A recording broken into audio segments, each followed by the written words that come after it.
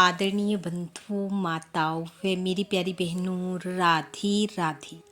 आप सभी का हमारे YouTube चैनल जीवन की धारा पर बहुत बहुत स्वागत है।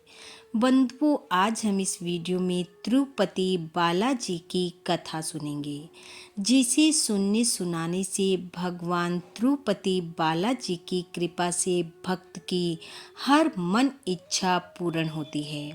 कथा सुनने के बाद यदि आप हमारे चैनल पर नए हैं तो कृपया हमारे चैनल को सब्सक्राइब करें, बेल आइकन को प्रेस करें ताकि हमारी वीडियो की नोटिफिकेशन सबसे पहले आप तक पहुंचे। वीडियो को शेयर व लाइक भी जरूर करें। कथा के अनुसार एक बार भृगु ऋषि ने जानना चाहा कि ब्रह्मा, विष्णु और महेश में कौन सबसे अधिक श्रेष्ठ है। वह बारी बारी से सबके पास गए। ब्रह्मा और महेश ने भृगु ऋषि को पहचाना तक नहीं और ना ही उनका आदर किया। इसके बाद भृगु ऋषि भगवान विष्णु के यहाँ गए। भगवान विष्णु विश्राम कर रहे थे और माता लक्ष्मी उनके पैर दबा रही थी। भृगु ऋषि ने पहुँचते ही ना कुछ कहा और ना कुछ सुना। भगवान विष्णु की छाती पर पैर से प्रहार कर दिया। लक्ष्मी जी यह सब देखकर चकित रह गई, किंतु भगवान विष्णु ने भृगु ऋषि का पैर पकड़कर विनीत भाव से कहा, हे मुनिवर, आपके कोमल पैर में चोट लग गई होगी, इसके लिए मुझे क्षमा करें। लक्ष्मी जी को भगवान विष्णु की इस विनम्रता पर बड़ा क्रोध आया। वह भगवान विष्णु से नाराज होकर भूलोक पर आ गई और कोलापुर में रहने लगी। लक्ष्मी जी के चले जाने से भगवान विष्णु को लगा कि उनका श्री और वैभव नष्ट हो गया है और उनका मन बड़ा अशांत रहने लगा। तब लक्ष्मी जी को ढूंढने के लिए वह श्री निवास के नाम से भूलोक पर आए। घूमते घूमते वेंकटाचल पर्वत क्षेत्र में बकुला माई के आश्रम में पहुँचे। बकुला माई ने उनकी बड़ी भगत की, उन्हें आश्रम में ही रहने को कहा। एक दिन जंगल में एक मतवाला हाथी आ गया। आश्रमवासी डर कर इधर उधर भागने लगे। श्री निवास ने यह देखा तो धनुष बाण लेकर हाथी का पीछा किया। हाथी डर कर भागा और घने जंगल में अदृश्य हो गया। श्रीनिवास उसका पीछा करते करते थक गए थे। वह एक सरोवर के किनारे वृक्ष की छाया में लेट गए और उन्हें हल्की सी झपकी आ गई। थोड़ी देर में शोर सुनकर वह जागे तो देखा कि 4-6 युवतियां उन्हें घेरी खड़ी हैं।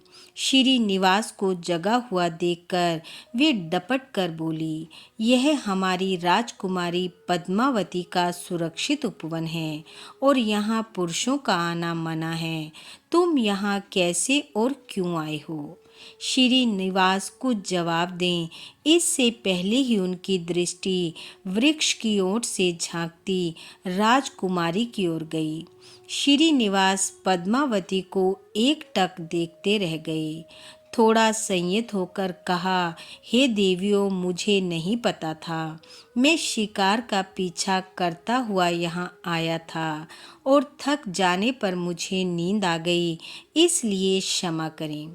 श्री निवास आश्रम में तो लौट आए, किंतु बड़े उदास रहने लगे। एक दिन बकुला माई ने बड़े प्यार से उनकी उदासी का कारण पूछा तो श्री निवास ने पद्मावती से भेंट होने की सारी कहानी कह सुनाई और फिर कहा, उसके बिना मैं नहीं रह सकता। बकुला माई ने कहा, ऐसा सपना मत देखो। कहाँ वह प्रतापी चोल नरेश आकाश राज की बेटी और कहाँ तुम आश्रम में पलने वाले एक कुल गोत्रहीन युवक। श्री निवास बोले, माँ, एक उपाय है, तुम मेरा साथ दो तो सब संभव है। बकुला माई ने श्री निवास का सच्चा प्रेम देखकर हाँ कह दी। श्री निवास ज्योतिष जानने वाली औरत का वेश बनाकर राजा आकाश की राजधानी नारायणपुर में पहुंची। उसकी चर्चा सुन पद्मावती ने भी उस औरत को महल बुलाकर अपना हाथ दिखलाया। राजकुमारी की हस्तरेखा देखकर वह बोली, राजकुमारी, कुछ दिन पहले तुम्हारी भेंट तुम्हारे सुरक्षित उद्यान में किसी युवक से हुई थी। तुम दोनों की दृष्टि मिली थी। उसी युवक से तुम्हारी शादी का योग बनता है। पद्मावती की माँ धारणा देवी ने पूछा, यह कैसे हो सकता है? ज्योतिष औरत ने कहा, ऐसा ही योग है। ग्रह कहते हैं कि कोई औरत अपने बेटे के लिए आपकी बेटी मांगने स्वयं आएगी। 2 दिन बाद सचमुच ही बकुला माई एक तपस्विनी के वेश में राजमहल आई। उसने अपने युवा बेटे के साथ पद्मावती के विवाह की चर्चा की। राजा आकाश ने बकुला माई को पहचान लिया। उन्होंने पूछा, वह युवक कौन है? बकुला माई बोली, उसका नाम श्रीनिवास है। वह चंद्रवंश में पैदा हुआ है। मेरे आश्रम में रह रहा है। मुझे माँ की तरह मानता है। राजा आकाश ने कुछ सोचकर उत्तर देने के लिए कहा। बकुला माई के चले जाने पर आकाश ने राजपुरोहित को बुलाकर सारी बात बताई। राजपुरोहित ने गणना की, फिर सहमति देते हुए कहा, महाराज, श्रीनिवास में विष्णु जैसा देवगुण है। लक्ष्मी जैसी आपकी बेटी के लिए यह बड़ा सुयोग्य वर है। राजा आकाश ने तुरंत बकुला माई के यहाँ अपनी स्वीकृति के साथ विवाह की लगन पत्रिका भेज दी। बकुला माई ने सुना तो वह चिंतित हो उठी। श्रीनिवास से बोली, बेटा, अब तक तो विवाह की ही चिंता थी, अब पैसे ना होने की भी चिंता है। मैं वराह स्वामी के पास जाती हूँ, उनसे पूछती हूँ कि क्या किया जाए। बकुला माई श्रीनिवास को लेकर वराह स्वामी के पास गई और श्रीनिवास के विवाह के लिए धन की समस्या बताई तो वराह स्वामी ने 8 दिक्पालों इंद्र, कुबेर, ब्रह्मा, शंकर आदि देवताओं को अपने आश्रम में बुलवाया और फिर श्रीनिवास को बुलाकर कहा, तुम स्वयं इन्हें अपनी समस्या बताओ। श्रीनिवास ने देवताओं से कहा, मैं चोल नरेश राजा आकाश की बेटी पद्मावती से विवाह करना चाहता हूँ। मेरी हैसियत राजा के अनुरूप नहीं है, मेरे पास धन नहीं है, मैं क्या करूँ? इंद्र ने कुबेर से कहा, कुबेर, इस काम के लिए तुम श्रीनिवासन को ऋण दे दो। कुबेर ने कहा, ऋण तो दे दूंगा, पर उसे यह वापस कब और कैसे करेंगे, इसका निर्णय अभी होना चाहिए।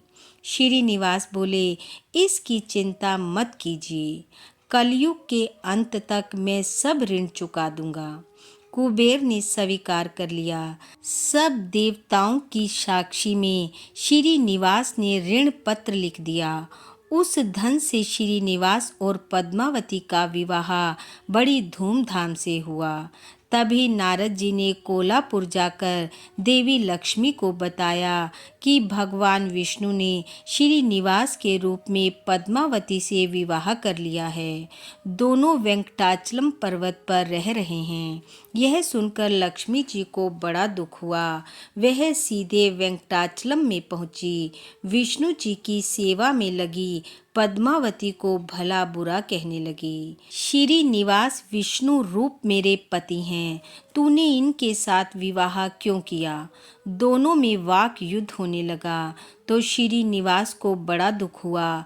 वे पीछे हटे और पत्थर की मूर्ति के रूप में बदल गए। जब दोनों देवियों ने यह देखा तो उन्हें भी बड़ा दुख हुआ कि श्रीनिवास तो अब किसी के ना रहे। इतने में शिला विग्रह से आवाज आई, हे देवियों, मैं इस स्थान पर वेंकटेश्वर स्वामी के नाम से अपने भक्तों का अभीष्ट पूरा करता रहूँगा। उनसे प्राप्त चढ़ावे के धन द्वारा कुबेर के कर्ज का ब्याज चुकाता रहूँगा। इसलिए तुम दोनों मेरे लिए आपस में झगड़ा मत करो। यह वाणी सुनते ही लक्ष्मी जी और पद्मावती दोनों ने सिर झुका लिया। लक्ष्मी कोलापुर आकर महालक्ष्मी के रूप में प्रतिष्ठित हो गई और पद्मावती तृणाचुर में शिला विग्रह हो गई।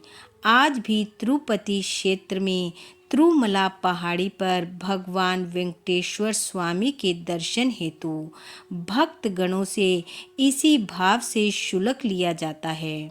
उनकी पूजा पुष्प मिष्ठान आदि से ना होकर धन द्रव्य से होती है। इसी धन से भगवान श्री कृष्ण वेंकटेश्वर स्वामी कुबेर का कर्जा चुका रहे हैं।